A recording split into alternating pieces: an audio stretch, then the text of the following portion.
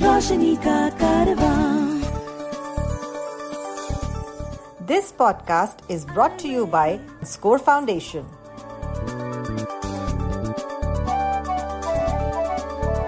ये है रोशनी, रोशनी, रोशनी का कारवां, रोशनी।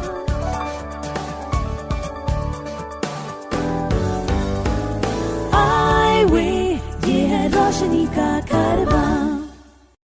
हाय नमस्कार, मैं जॉर्ज इब्राहिम। आईवे कॉन्वर्सेशंस की इस कड़ी में आपका स्वागत है। आज हमारा मेहमान रेशम तलवार जो आवाज की दुनिया से है। हाय रेशम, welcome.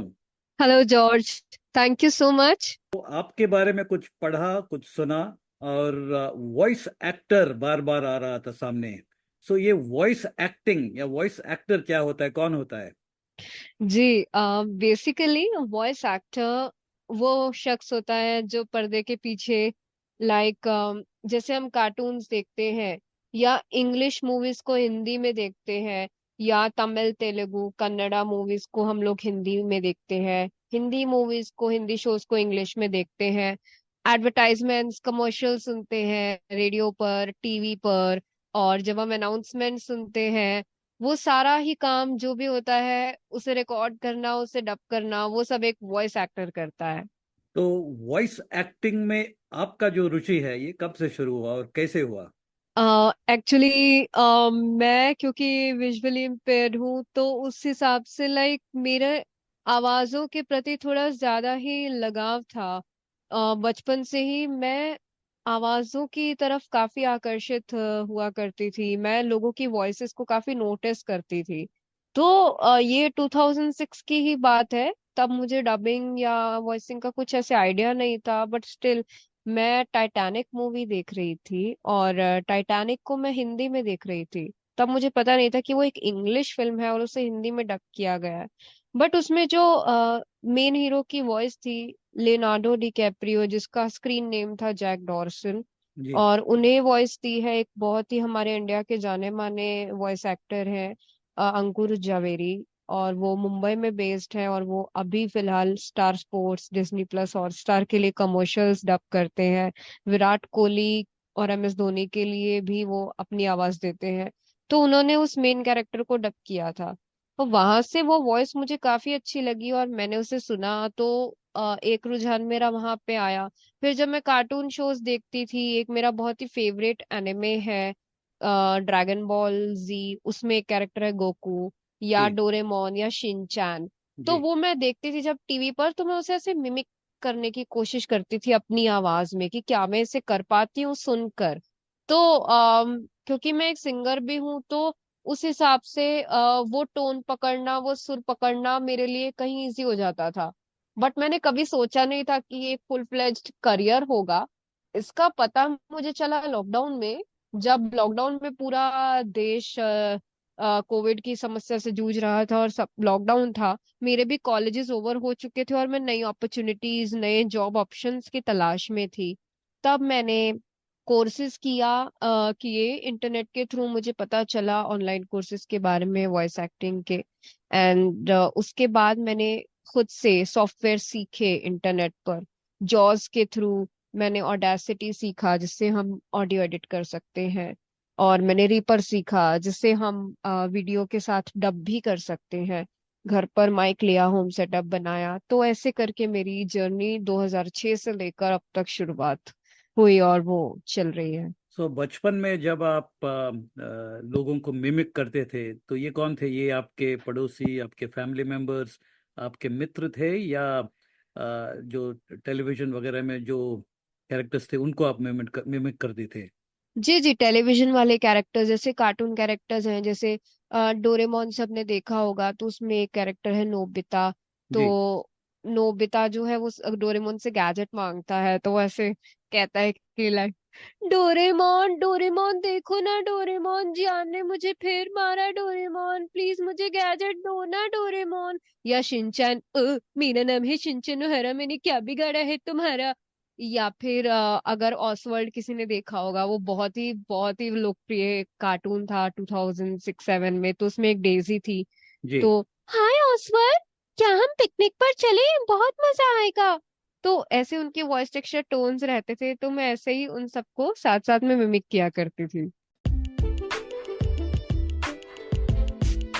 If you know of anyone with vision impairment who needs guidance on living life with blindness, please share the Eyeway National Toll-Free Helpline number 1800-5320-469.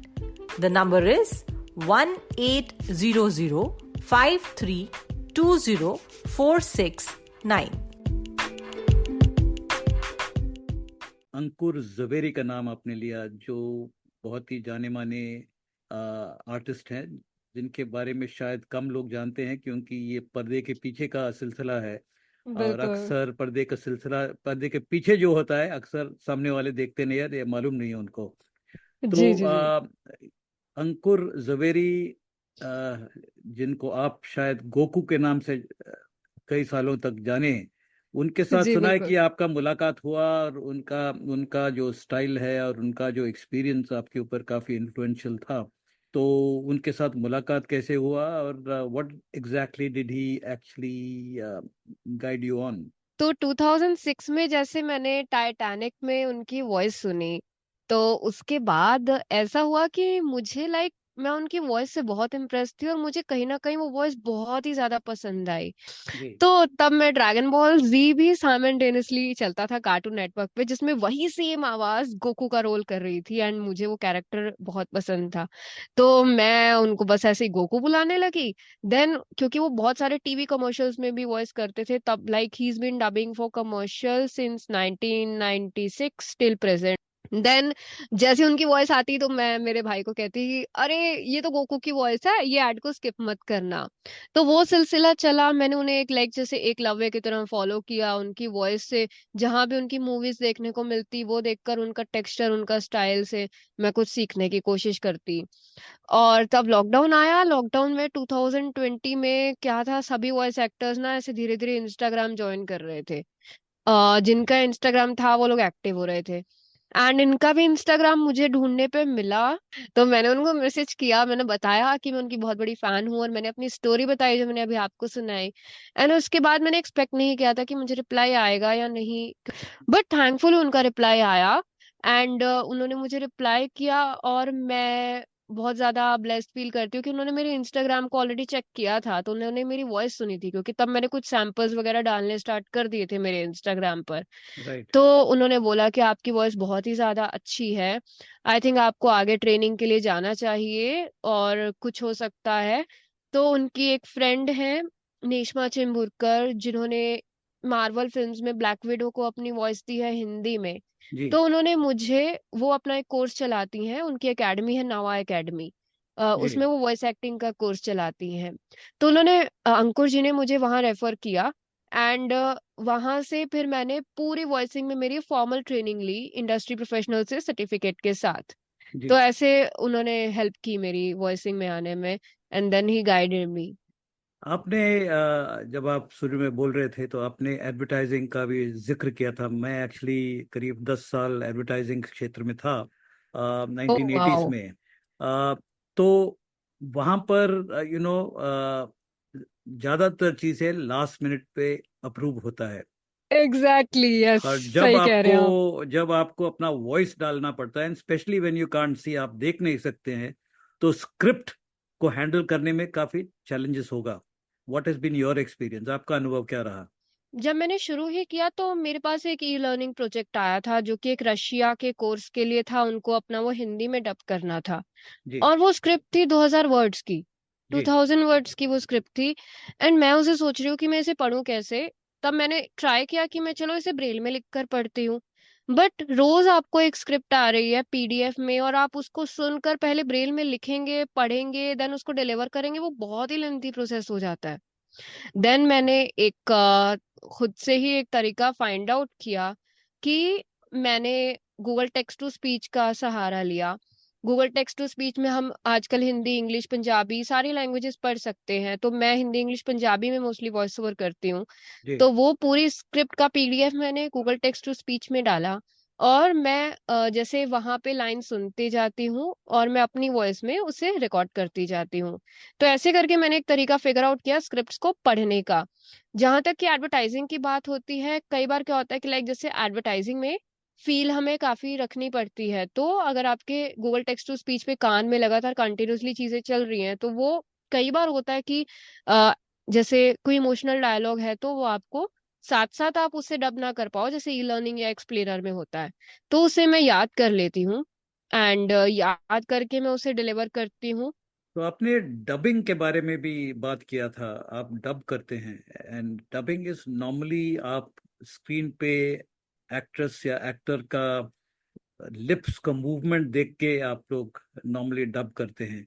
So how do you handle yes, this scenario? I am thankful to my dubbing director Mohammad Saad Anwar ji. ठीक। और उन्होंने मुझे dubbing में काफी coach किया। And right. क्या होता है कि लाइक मेरी क्योंकि मैं म्यूजिकल बैकग्राउंड से हूँ, तो देखना कि डायलॉग की कितनी लेंथ है, क्या उसकी पिच है, टोन वाइज चीजें मैं काफी अच्छे से हैंडल कर लेती हूँ। बट जहां पर सिंक बैठाना होता है या स्क्रिप्ट को रीड करके बताना होता है, क्योंकि डबिंग में हमें एक वन टेक तो ऐसे देना नहीं होता एक साथ। एक एक लाइन, पहले एक लाइन वो एक लाइन रिकॉर्ड होगी, उसके बाद उस लाइन पे मैंने रिकॉर्ड किया तो वो उसको, जैसे हम ट्रैक को आगे पीछे करते हैं, आगे पीछे करके वो कैरेक्टर के साथ उसका सिंक बिठाएंगे, उसके बाद दूसरी लाइन होगी। तो ये कंपैरेटिवली इजी होता है। तो वो एक लाइन मेरे लिए रीड करते हैं, मैं उसे मेमोराइज करके उसे डिलीवर करती हूँ, देन वो उसे मैच करते हैं। तो ऐसे करके हम लोग डबिंग परफॉर्म करते हैं। और अभी मैंने उसका भी एक तरीका निकाला है खुद से स्क्रिप्ट्स पढ़ने का, वही पीडीएफ वाला। जनरली स्टूडियोज में क्या होता है, पेपर स्क्रिप्ट्स होते हैं। तो जी। पेपर स्क्रिप्ट्स पढ़ने के लिए आपको हेल्प चाहिए, साइटेड हेल्प लगेगी ही लगेगी। राइट। लेकिन मैं उनसे रिक्वेस्ट करती हूँ कि अगर इसका पीडीएफ हो सकता है तो आप मुझे वो दे दीजिए। तो वो मुझे पीडीएफ भेज देते हैं, जिसके थ्रू मैं मेरी लाइंस पढ़ के खुद ही रीड करने की कोशिश कर रही हूँ, ताकि जितना हो सके मैं इंडिपेंडेंट हो सकूं रीडिंग के मामले में। ये जो आपका जो क्षेत्र है, आवाज की जो क्षेत्र है, it's a very competitive space and I think there are a lot of people who aspire to get into this world. So, definitely. how do you actually market yourself? आपको assignments कहाँ से मिलते हैं? What is the process? I believe every day we have to work on our craft and we should work on whatever we are good at, because हमें उसे polish करते रहना पड़ता है। एंड फ्रीलांसिंग में आपने बहुत सही कहा, मार्केटिंग काफी इम्पोर्टेंट है। मैं मार्केटिंग बीच बीच में करती रहती हूँ, लाइक लिंक्डइन पे मेलिंग पर मार्केटिंग करना, एडवर्टाइजिंग एजेंसीज को ढूंढ कर उनको अप्रोच करना, सैंपल सेंड करना। और कभी कभी मेरे साथ ऐसा भी हुआ है कि लाइक मैंने लोगों को 2 साल पहले सैंपल्स भेजे थे, उन्होंने वो संभाल के रखे हैं, देन उनके पास 1-2 साल के बाद कुछ अपॉर्चुनिटी आई, देन वो मैसेज कर रहे हैं कि अरे आपने सैंपल भेजे थे, ये रिकॉर्ड करना था, इसको कर दो। एंड आई एम लाइक, मैंने कब सैंपल भेजे थे? तो कई बार हम खुद भी भूल जाते हैं मार्केट करके, बट क्लाइंट्स को, लोगों को याद रहता है। तो मार्केट करते रहिए। एंड एक बार अगर जैसे कोई भी फील्ड हो, चाहे वो कंटेंट राइटिंग हो, रेडियो जॉकिंग हो, वॉइसिंग हो, या वीडियो एडिटिंग हो, कुछ भी हो उसमें, एक बार अगर आपके लिंक्स बन गए, आपकी रेप्यूटेशन बन गई, तो उसके बाद लोगों को पता होता है कि हाँ ये इस जॉनर में जाएगी। Like I am into advertising, तो एडवर्टाइजिंग में अगर कुछ भी होता है तो लाइक वो लोग आते हैं, खुद ही मुझे अप्रोच करते हैं, वेंडर्स। तो ऐसा होता है, लिंक्डइन, फेसबुक, अभी तो यही सहारा होता है, गूगल, गूगल बेस्ट सहारा होता है मार्केटिंग का। तो आपने अभी जिक्र किया एडवर्टाइजिंग का, और एडवर्टाइजिंग आपका एक फेवरेट जॉनर है, आवाज अ, आवाज देने का। तो what are some of the common brands that you have advertised for? सबसे ज्यादा मजा मुझे लाइक ब्यूटी प्रोडक्ट्स पे वॉइस देने में आता है। तो वेगा ब्यूटी के लिए मैं 2 साल से उनके लिए लगातार वॉइस करती आ रही हूँ। मैंने उनके लिए पिछले साल भी ऐड किया था और इस साल भी मैंने उनके लिए ऐड किया है। Max health max health care के लिए मैंने ई लर्निंग मॉड्यूल्स किए, जैसे मैंने आपको बताया। एसपीएन मार्बल के लिए मैंने एडवर्टाइजिंग किया। Ministry of social justice and welfare, Divya कला मेला अभी आया था पटना में एंड सूरत में, उसके लिए मैंने वॉइसिंग किया। देन मैंने आई थिंक 2020 एंड 21 में सक्षम जो है हमारा एनजीओ जी। दिल्ली में है, तो उनके लिए मैंने जेसीबी प्राइज के उनके कुछ प्रोमोस थे, उसमें मैंने वॉइसिंग किया था। और वुमेन्स डे के लिए वॉइसिंग किया है, कस्तूरी ज्वेलर्स के लिए वॉइसिंग किया है। तो ये कुछ ब्रांड्स हैं जिनके लिए मैंने एडवर्टाइजिंग किया है। Tata T, of course Tata T अग्नि, उनके लिए मैंने वॉइस किया है। तो ये है।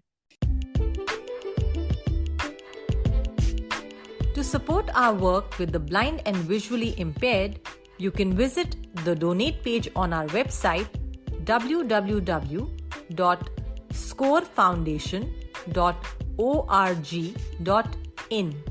Please note www.scorefoundation.org.in. जो डबिंग आपने किया है, which have been your most exciting dubbing experience? Dubbing actually मैं बेसिकली एनिमे के लिए करती हूँ। जापानीज एनिमे को जो हिंदी में डब होता है वो मैं करती हूँ। Of ji. Course we are not allowed to reveal the name और द कंपनीज नेम, क्योंकि जब तक वो रिलीज नहीं हो जाता हमारे पर भी ऐसे क्लॉजेज होते हैं कि हम उसे रिवील नहीं कर सकते। बट उसमें डबिंग में भी एक अपना ही अलग मजा आता है, क्योंकि एडवर्टाइजिंग में तो ये मेरी नॉर्मल वॉइस है। जब तक मुझे कोई कैरेक्टर असाइन नहीं होता तो मैं मेरी नॉर्मल वॉइस में ऐसे एडवर्टाइजिंग कर सकती हूँ।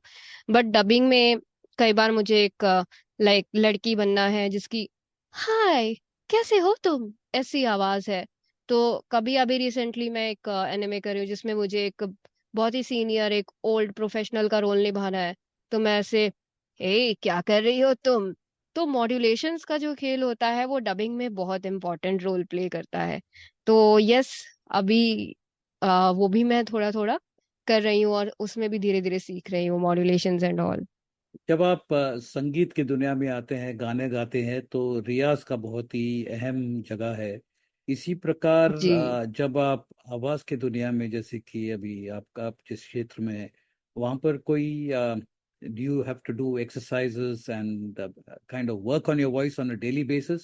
डेफिनेटली डेली बेसिस पर वर्क किए बिना तो यहाँ पर काम चलेगा ही नहीं। सबसे पहले आपको न्यू ट्रेंड्स को स्टडी करना है क्या क्या, बिकॉज वॉइसिंग में भी टाइम टू टाइम पे ट्रेंड्स चेंज होते रहते हैं, यू नेवर नो।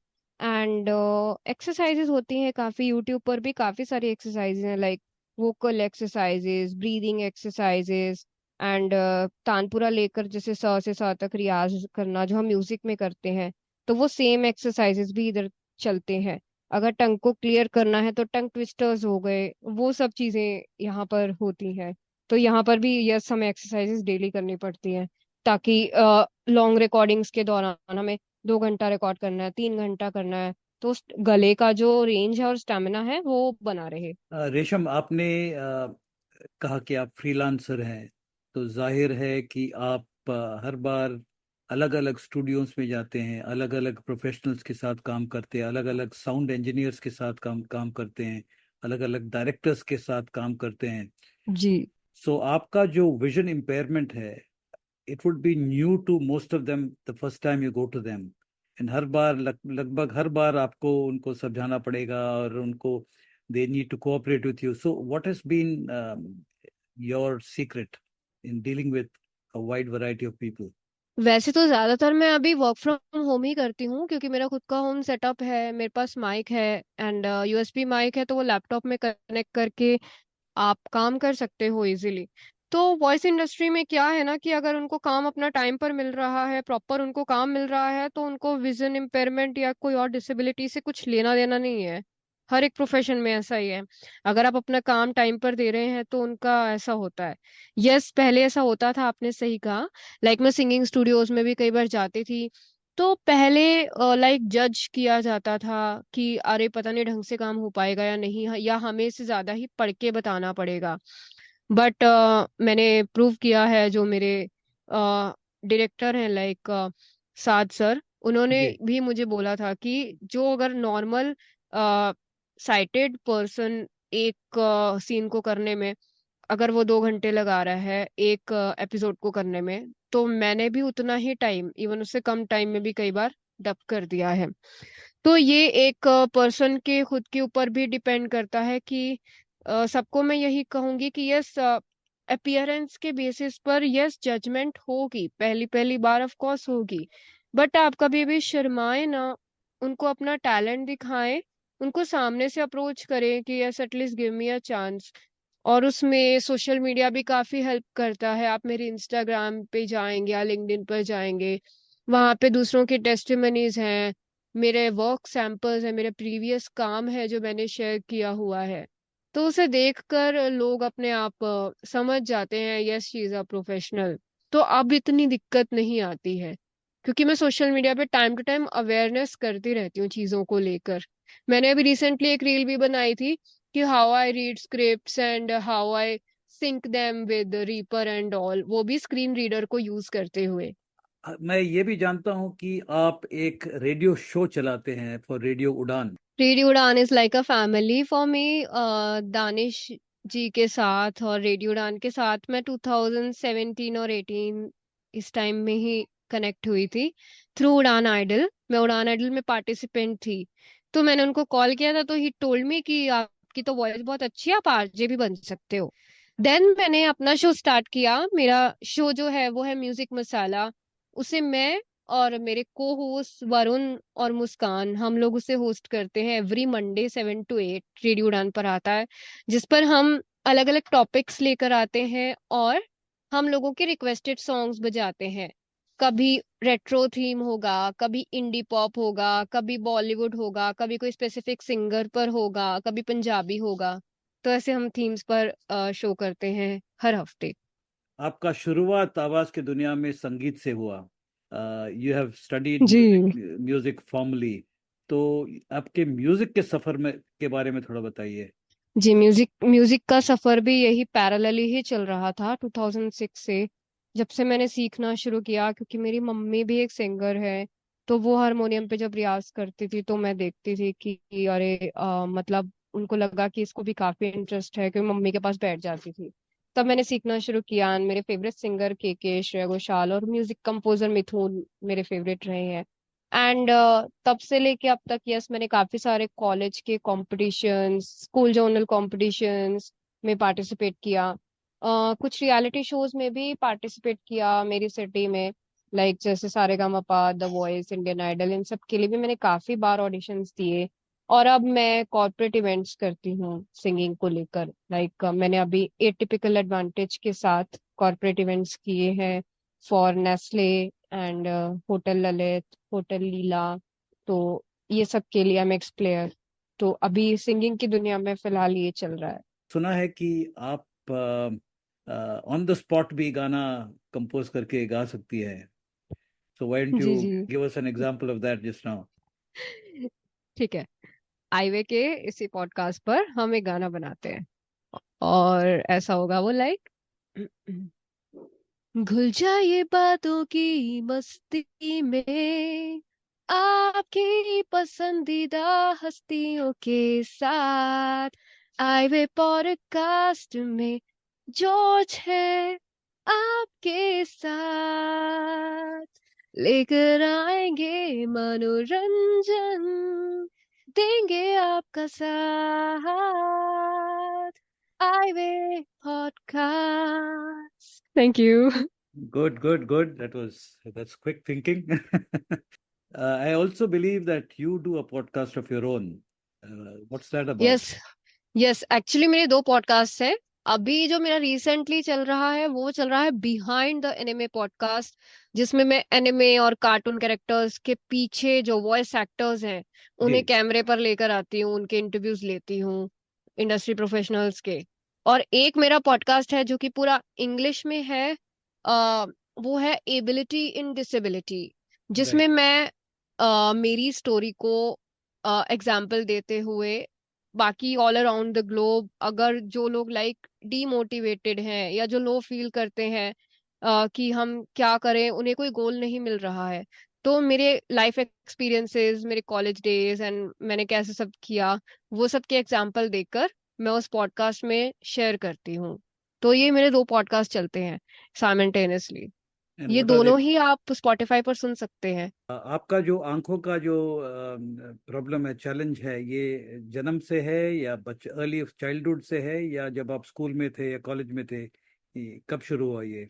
नहीं, ये चाइल्डहुड से है। बिकॉज मेरा मैं 7 मंथ्स बोर्न हूँ, तो मैं प्रीमेच्योर थी, तो उसकी वजह से मेरा रेटिना जो है वो सही से, नॉट जैसे फुली कहते हैं, फॉर्म्ड। डेवलप नहीं हुआ था। एंड उसमें मैं ये कहूंगी कि आज जो भी मैं हूँ, जहाँ हूँ, मेरी फैमिली सपोर्ट का बहुत बड़ा हाथ है। Specially my mother, my brother, my father.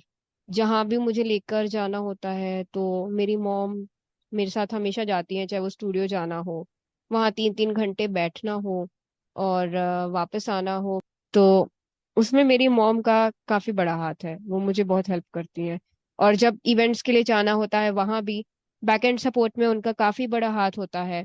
Songs को मैनेज करना, अब तो खैर मैं मेरे साथ मेरा लैपटॉप कैरी करती हूँ जिसमें सारे सॉन्ग्स होते हैं।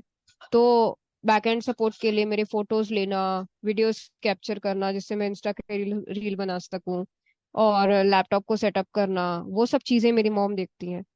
जाते जाते मैं एक आपको रिक्वेस्ट करूंगा कि why don't you sing a song, Shreya Ghoshal song जो आपकी पसंद हो।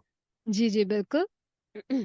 रघुवर तेरी राह निहारे, रघुवर तेरी राह निहारे, सातों जन्म से सिया, घर मोरे परदेसिया, आओ पधारो पिया, घर मोरे परदेसिया, आओ पधारो पिया। मैंने सुध बुध चैन गवा के, मैंने सुध बुध चैन गवा के, राम रतन पालिया, घर मोरे परदेसिया,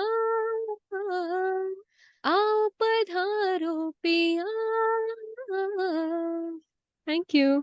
बहुत सुंदर, बहुत सुंदर, वेरी नाइस। सो रेशम, बहुत बहुत शुक्रिया, आपने टाइम निकाला और हमारे साथ भी आपके आवाज के जादू शेयर किया। So my thank you very pleasure. Much. IWay, ये है रोशनी का कारवां। This podcast was brought to you by Score Foundation.